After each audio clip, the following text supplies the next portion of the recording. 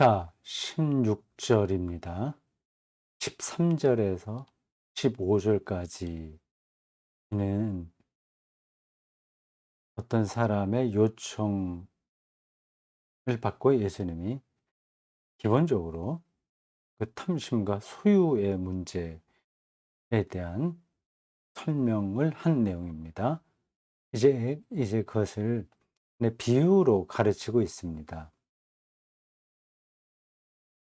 앞에서도 얘기했듯이 이 말씀은 2000년 전 이야기이지만 21세기 오늘 우리에게 딱 들어맞는 말씀입니다. 자본주의의 속성이 여기 그대로 나타나고 있어요. 이 유산, 재산이죠. 이걸로 서로 계속 싸웁니다. 누가 얼마나 더 갖냐 아니냐.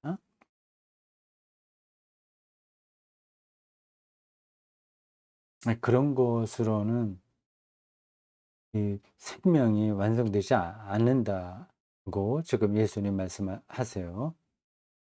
근데 21세기 우리들은 거의 일방적으로 그 자본에 지배받고 있습니다.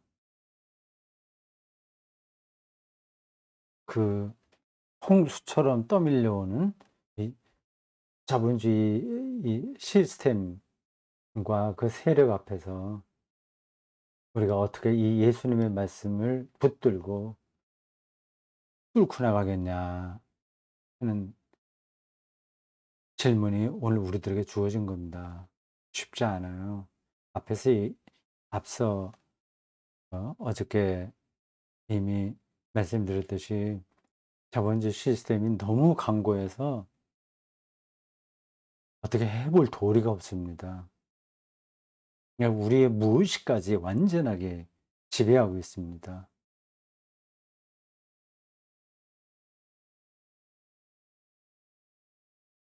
그 성남시에서 있었던 뭐 대장지구입니까? 거기에 개발과 연관해서 벌어진 이 사태가 전형적인 모습인 거죠.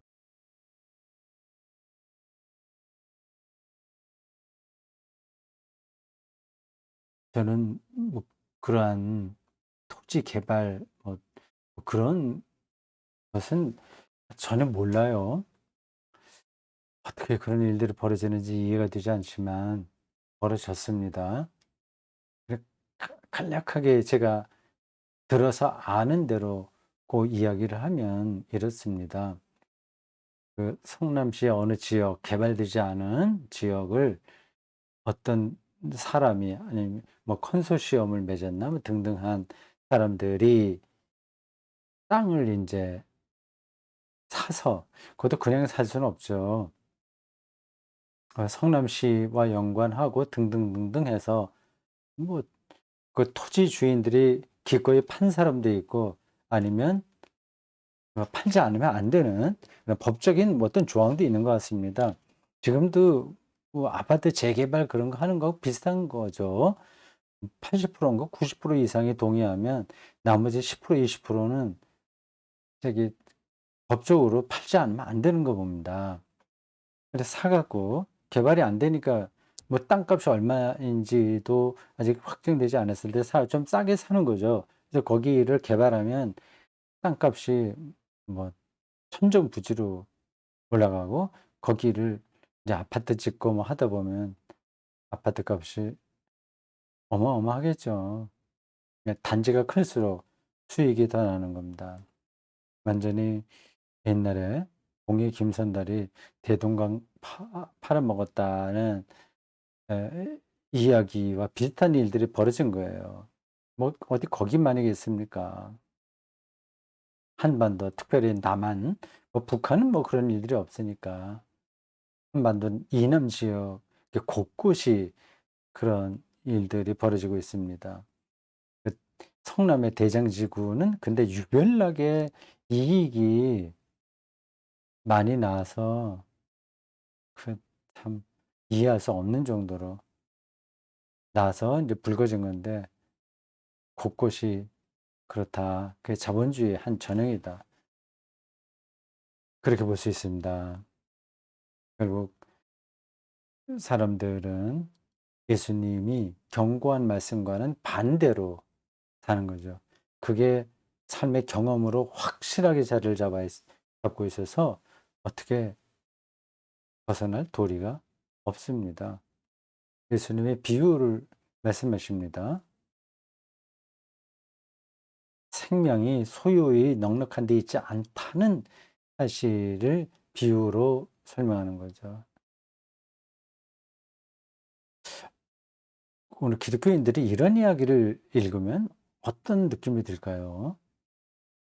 저거는 어 그냥 우리가 하나님 잘 믿으라는 얘기지 현실에 대해서는 별로 그렇게 썩 설득력 있는 말씀 못 돼.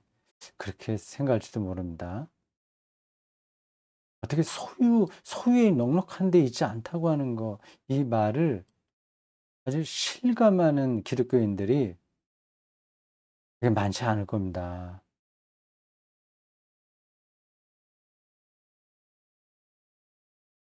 한 부자가 밭에 소출이 풍성함에 사업이 잘 된 거죠. 예. 요즘 말로 사업이 대박을 친 겁니다. 자기 노력한 것도 있겠고 뭐 운도 좋았겠고 여러 가지 예 일들이 같이 예 작용해서 대박이 난 거 아니겠습니까? 사업도 마찬가지예요. 머리가 좋아서 사업을 크게 일으킬 수도 있고요. 뭐 머리만 좋다고 해서 그게 되는 건 아닙니다. 다른 게 또 받쳐줘야 돼요. 운도 많이 따르고요. 근데 이 자본주의에서는 그렇게 크게 돈을 번 게 자기의 능력으로만 생각하죠. 그래서 자기 소유로만 생각합니다. 그것을 어 어느 정도 억제하기 위해서 세금을 거둡니다. 그 방법밖에 없는 거예요. 세금을 걷어서 이제 또 가책을 분배하는 거죠.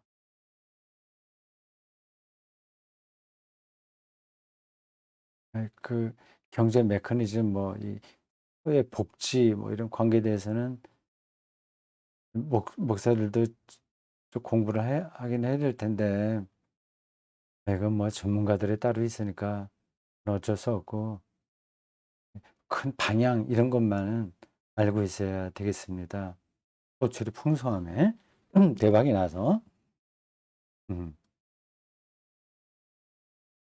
심중에 생각하여 이르되 '내가 곡식 쌓아둘 곳이 없으니 어찌할까.' 하고 대단하죠.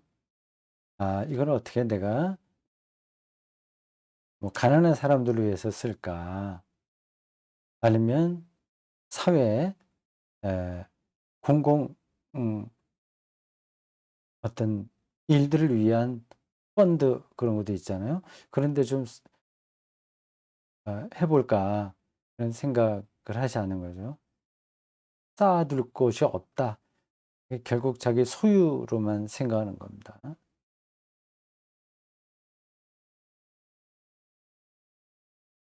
또 이르되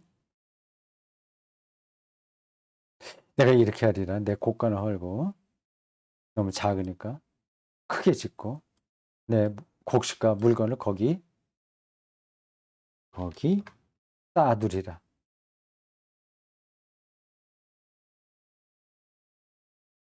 대단합니다. 뭐 대단한 게 아니라 아주 일반적이죠. 이게 지금 자본주의 세계 속에 살아가는 우리만이 아니라 뭐 옛날에도 2000년 전 그때도 사람들의 마음은 비슷하게 작동돼 있습니다. 이건 어떻게 억누를 수가 없어요. 어디나 다 그렇습니다. 예. 이걸 어떻게 인제 계속 이렇게 되면 부가 한쪽으로만 몰리게 되죠. 앞에서 얘기한 대로 그 세금으로 걷어서 재분배의 과정을 거쳐야 됩니다.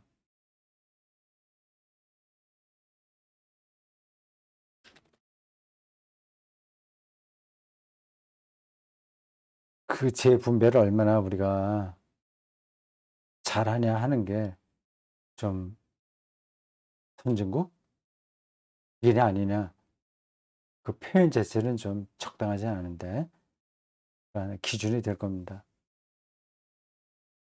뭐 저는 개인적으로 우리나라 세율이 더 높아져야 된다고 생각하는 사람입니다.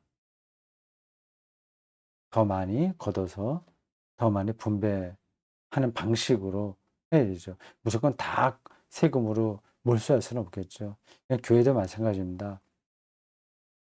대형 교회나 아주 소형 교회, 미자립 교회도 있는데 총회 상납금을 더 높여야 됩니다. 그거는 세율하고 비슷하게 나가야 되겠죠. 세율도 그 수입이 많은 사람들의 세율은 더 높고 적은 사람은 좀 낮잖아요. 그처럼 교회의 크기에 따라서 그 상납금 퍼센테이지를 다르게 하는 겁니다. 그럼 대형 교회가 저기 그 헌금 액수의 한 반 정도를 다 상납금으로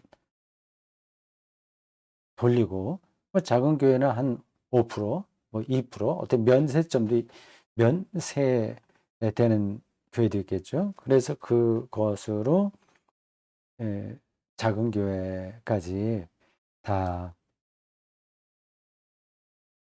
교회다운 품위를 잃지 않도록 어, 그 복지 문제를 예, 해결하는 겁니다. 이건 뭐 당연히 그렇게 해야 되는 거죠. 그렇게 하지 않는 게 이상합니다. 그렇게 하려고 생각을 하지 않습니다. 참, 예. 한국 교회처럼 자본주의가 뿌리 깊게 내린 단체도 그렇게 많지 않을 겁니다.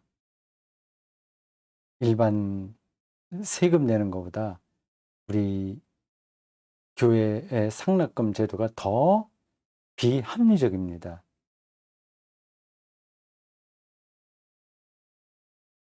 개교회주의가 뿌리를 내렸기 때문에 그렇습니다. 내 곳간을 헐고 더 크게 짓고 내 모든 곡식과 물건을 거기 쌓아두리라. 대형 교회, 중대형 교회 생각들이 다 이런 거 아니겠습니까?